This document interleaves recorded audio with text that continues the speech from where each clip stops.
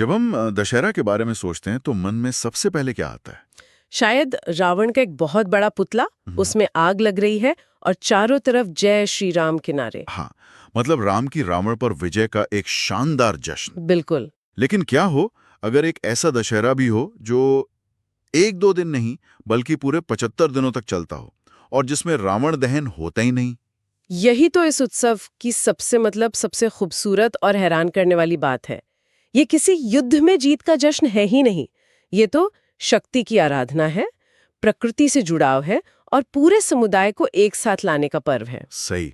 और बस्तर का दशहरा बाकी भारत से इतना अलग, इतना खास क्यों है? बस देखिए, इसे समझने के लिए एक बात गांठ बांध लेनी चाहिए। ये उत्सव मुख्य रूप से देवी दंतेश्वरी को समर्पित है। वो बस्तर के लोगों की पूज्य देवी हैं और वहां के राज परिवार की कुल देवी भी। अच्छा। और जैसा कि आपने कहा 75 डेज, इसकी अवधि इसे सबसे अलग बनाती है। ये सावन की अमावस्या से शुरू होकर अश्विन महीने की शुक्ल त्रयोदशी तक चलता है, मतलब लगभग 2.5 महीने। 2.5 महीने? ये तो अपने आप में ही अविश्वसनीय है। तो मुझे लगता है इसे समझने का सबसे अच्छा तरीका यही होगा कि हम इसकी रस्मों की यात्रा पर चलें, एक एक करके। जी बिल्कुल, क्रम से समझना ही सही रहेगा। चलिए तो फिर शुरू से शुरू करते हैं। इस महाउत्सव का पहला कदम क्या होता है? इसकी शुरुआत होती है पाठा जात्रा नाम की एक रस्म से। ये सावन अमावस्या को होती है। इसमें उत्सव के लिए जो रथ बनता है ना, उसके लिए जंगल से पहली लकड़ी लाई जाती है। अच्छा, प्रकृति से अनुमति लेने जैसा हुआ ये तो। हाँ, एक तरह से। लेकिन उत्सव का असली दरवाजा एक बहुत ही, आप कह सकते हैं, रहस्यमयी रस्म से खुलता है, जिसका नाम है काचिन गादी। हाँ, मैंने इसके बारे में थोड़ा पढ़ा है। एक कुंवारी कन्या और कांटों से बना एक झूला, ये सुनने में ही बहुत नाटकीय लगता है। ये रस्म है क्या और ये इतनी जरूरी क्यों है? आपने सही पकड़ा। काचिन देवी असल में मिर्गान समुदाय की कुल देवी हैं, जिन्हें शक्ति का ही एक रूप माना जाता है। तो क्वार महीने की अमावस्या को मिर्गान जाति की कुंवारी कन्या पर देवी का आवेश होता है। आवेश होता है मतलब देवी उन पर आती हैं? जी, और फिर उन्हें कांटों से बने एक झूले पर लिटाया जाता है और फिर बस्तर के राजा खुद उनसे दशहरा मनाने की और सबसे जरूरी रथ चलाने की स्वीकृति मांगते हैं। एक मिनट, जब तक वो कन्या यानी साक्षात देवी अनुमति नहीं देती तब तक उत्सव आगे नहीं बढ़ सकता? 1 इंच भी नहीं। अरे वाह! उत्सव की चाबी एक समुदाय की बेटी के हाथ में है। ये बात तो बहुत गहरी है। ये सिर्फ एक धार्मिक रस्म नहीं लगती, ये तो एक तरह का सामाजिक संविधान लगता है। बिल्कुल, यही इस उत्सव की आत्मा है। ये हमें दिखाता है कि बस्तर का समाज सिर्फ राजा प्रजा में नहीं बटा था। ये एक बहुत सम्मानित ताना बाना था, जहां हर समुदाय की एक निश्चित और अहम भूमिका थी। तो एक बार जब काचिन देवी से हरी झंडी मिल गई, तब उत्सव अपने अगले पड़ाव पर पहुंचता है। हमारे नोट्स बताते हैं कि अगला चरण तपस्या और समर्पण का है। एक रस्म है जोगी बिठाई। हाँ, दैवीय अनुमति के बाद अब जरूरत होती है इंसानी तप और संकल्प की, ताकि ये लंबा आयोजन बिना किसी विघ्न के पूरा हो सके। अश्विन महीने के पहले दिन शुक्ल प्रथमा को दंतेश्वरी मंदिर में कलश स्थापना होती है और उसके बाद शहर के बीच सिरासार भवन में एक गड्ढा खोदा जाता है। और मैंने पढ़ा है कि इस गड्ढे में हलबा जनजाति का एक व्यक्ति को बिठाया जाता है। लेकिन जो बात मुझे हैरान कर गई वो है समय। 1-2 घंटे नहीं बल्कि पूरे 9 दिनों तक। जी हाँ, वो व्यक्ति वहां योग मुद्रा में बैठा रहता है, 9 दिन तक बिना खाए पिए समाधि में। ये कैसे संभव है? आपका सवाल बिल्कुल सही है। ये एक असाधारण तपस्या है। इस रस्म के लिए व्यक्ति का चुनाव पारंपरिक नियमों से होता है और ये एक बड़े सम्मान की बात मानी जाती है। इसके पीछे मान्यता क्या है? मान्यता ये है कि जोगी की ये 9 दिन की तपस्या एक आध्यात्मिक कवच की तरह काम करती है। वो अपने योग बल से पूरे उत्सव को हर तरह की बाधा, विपत्ति और कह सकते हैं नकारात्मक ऊर्जा से बचाता है। मतलब एक व्यक्ति पूरे समुदाय के कल्याण के लिए ये कठिन व्रत लेता है। बिल्कुल। और यहाँ भी देखिए एक पैटर्न है। जैसे काचिन गादी में मिर्गान समुदाय की भूमिका है, वैसे ही जोगी बिठाई का ये दायित्व हलबा जनजाति का है। सही है। ये एक खूबसूरत व्यवस्था है जो बताती है कि ये उत्सव किसी एक का नहीं बल्कि सबका है और सबकी इसमें एक सम्मानित जिम्मेदारी है। तो ये जोगी एक तरह से पूरे आयोजन के लिए एक आध्यात्मिक कवच तैयार कर रहे हैं। लेकिन इस उत्सव का जो सबसे भव्य हिस्सा है वो तो इसकी रथ यात्रा ही होगी, है ना? बिल्कुल।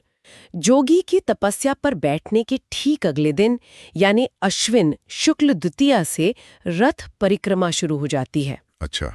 ये सप्तमी तक चलती है। हर शाम फूलों से सजा हुआ 4 पहियों का रथ निकाला जाता है। और मुझे यकीन है उस रथ की भी अपनी कोई अनोखी कहानी होगी। हाँ, हर चीज में कहानी है। जैसे इस विशाल रथ को खींचने के लिए जो मोटी रस्सी इस्तेमाल होती है वो किसी फैक्ट्री में नहीं बनती। तो फिर? उसे आज भी पारंपरिक तरीके से सियाड़ी नाम के एक पेड़ की छाल से बनाया जाता है। सैकड़ों ग्रामीण मिलकर इसे बनाते हैं। और तो और इस रथ को खींचने का अधिकार भी एक खास समुदाय का है। किलोपाल परगना की माड़िया जनजाति के लोग ही इस रथ को खींचते हैं। वाह, मतलब आज भी ये परंपरा प्रकृति से कितनी गहराई से जुड़ी हुई है। और फिर से एक और समुदाय की भूमिका, मिर्गान, हलबा और अब माड़िया। ये पैटर्न तो वाकई बहुत स्पष्ट है। सही कहा, ये सिर्फ काम का बंटवारा नहीं है, ये सम्मान और अधिकार का प्रतीक है। इसी दौरान दुर्गाष्टमी की रात को निशा जात्रा भी होती है, जिसमें मध्य रात्रि में देवी के सम्मान में 12 बकरों की बलि दी जाती है। अब हम उत्सव के उस हिस्से की तरफ बढ़ रहे हैं जो दशहरे के मुख्य दिनों के आसपास होता है, नवमी और विजयादशमी। इस दौरान क्या होता है? अश्विन शुक्ल नवमी को एक बहुत ही भावनात्मक रस्म होती है, मावली परधाव। परधाव का मतलब है स्वागत करना। इस दिन मुख्य देवी दंतेश्वरी, जो दंतेवाड़ा में है, उन्हें दशहरा में शामिल होने के लिए आमंत्रित किया जाता है। अच्छा, उन्हें जगदलपुर लाया जाता है? जी, उनकी डोली और छत्र को बड़े सम्मान के साथ जगदलपुर लाया जाता है। साथ ही उनकी बहन मानी जाने वाली मावली देवी की मूर्ति का भी स्वागत होता है। और इसी दिन उन जोगी का क्या होता है जो 9 दिनों से तपस्या पर थे? हाँ, इसी दिन उनकी तपस्या पूरी होती है। उन्हें पूरे सम्मान और गाजे बाजे के साथ उठाया जाता है। और इसके बाद आता है विजयादशमी का दिन, जब पूरा देश रावण दहन कर रहा होता है। तब बस्तर में होती है भीतर रहनी की रस्म। अच्छा, हमारे नोट्स में भीतर रहनी और उसके साथ ही रथ चोरी का जिक्र है। ये क्या मामला है? क्या सच में राजा का रथ चोरी हो जाता है? ये सुनने में तो बड़ा अजीब लगता है। हाँ, ये इस उत्सव का शायद सबसे दिलचस्प हिस्सा है। इस दिन 8 पहियों वाला एक विशाल रथ, जिसे फूल रथ कहते हैं, परिक्रमा के लिए निकाला जाता है। परिक्रमा पूरी होने के बाद परंपरा के अनुसार माड़िया जनजाति के आदिवासी इस रथ को चुराकर? मतलब सच में राजा की सेना कुछ नहीं करती? यही तो इस परंपरा की खूबसूरती है। ये कोई असली चोरी नहीं है। ये राजा और प्रजा के बीच के मतलब अपनेपन और अनौपचारिक रिश्ते का प्रतीक है। एक तरह का पारंपरिक खेल है। अच्छा, एक खेल है ये? जी, जरा इस रिश्ते की गहराई को समझिए।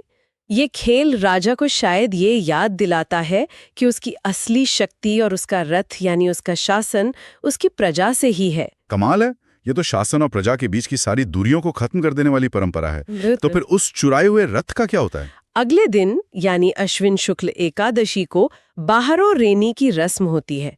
राजा और उनका परिवार खुद कुमड़ाकोट जाते हैं। वहां वे उस चुराए हुए रथ की पूजा करते हैं, देवी को नए अन्न का भोग लगाते हैं और फिर एक भव्य जुलूस के साथ उस रथ को वापस मंदिर ले आते हैं। राजा और प्रजा का ऐसा अनूठा रिश्ता। और ये सिर्फ इस खेल तक ही सीमित नहीं है ना? मैंने मुरिया दरबार के बारे में पढ़ा जो इस रिश्ते को एक और ही स्तर पर ले जाता है। आपने बिल्कुल सही समझा। अश्विन शुक्ल द्वादशी को होता है मुरिया दरबार। ये कोई आम शाही सभा नहीं है। इसे आप एक पारंपरिक टाउन हॉल मीटिंग समझिए। अच्छा, कैसे? जहां राजा सिंहासन पर नहीं बल्कि लोगों के बीच बैठकर उनकी तकलीफें सुनते थे। शाम को सिरासार में ये सभा होती है और दूर दराज के गांवों से आए लोग अपनी साल भर की समस्याएं, शिकायतें, सब कुछ सीधे राजा के सामने रखते थे। एक उत्सव के बीच में जनसुनवाई, ये तो आज के लोकतंत्र के लिए भी एक मिसाल है। मतलब उत्सव सिर्फ मनोरंजन और पूजा पाठ नहीं बल्कि शासन चलाने का एक जरूरी हिस्सा था। निश्चित रूप से ये परंपरा दर्शाती है कि कैसे उत्सव का उपयोग शासन और प्रजा के बीच एक जीवंत संवाद के लिए किया जाता था। और एक और बात जो इस उत्सव को खास बनाती है वो है इसकी विविधता। जहां मुख्य उत्सव देवी दंतेश्वरी का है, वहीं इसी दौरान गौड़ जनजाति के लोग भवानी माता की और भूमिया आदिवासी गामसेन देवता की पूजा करते हैं। मतलब एक ही उत्सव में कई आस्थाएं एक साथ? जी, एक विशाल छाते की तरह जिसके नीचे सब एक साथ आते हैं। और फिर इस लंबे सफर का अंत कैसे होता है? अंत होता है अश्विन शुक्ल त्रयोदशी को ओहाड़ी रस्म के साथ। ओहाड़ी का मतलब है विदाई। बस्तर दशहरा में शामिल होने के लिए आसपास के सैकड़ों गांवों से देवी देवता अपनी डोलियों के साथ जगदलपुर आते हैं। अच्छा, जो मेहमान देवी देवता होते हैं? हाँ, ये रस्म उन सभी मेहमान देवी देवताओं की ससम्मान विदाई का कार्यक्रम है। इसे कुटुंब यात्रा भी कहते हैं और इसके साथ ही 75 दिनों का ये महाउत्सव संपन्न होता है। तो चलिए आज की इस गहरी पड़ताल को समेटते हैं।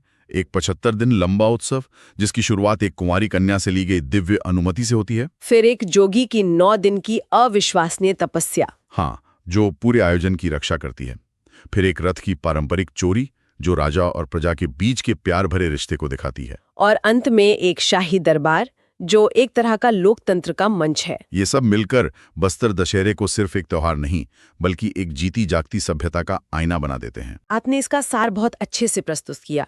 यह उत्सव सिर्फ रस्मों का एक कैलेंडर नहीं है, यह बस्तर के समाज, प्रकृति के साथ उसके रिश्ते और उसकी गहरी आस्था का एक जीवंत दस्तावेज है। वाकई ये सिर्फ एक उत्सव नहीं बल्कि एक पूरी जीवन शैली का प्रतिबिंब है। और यहाँ श्रोताओं के लिए एक विचार छोड़ा जा सकता है।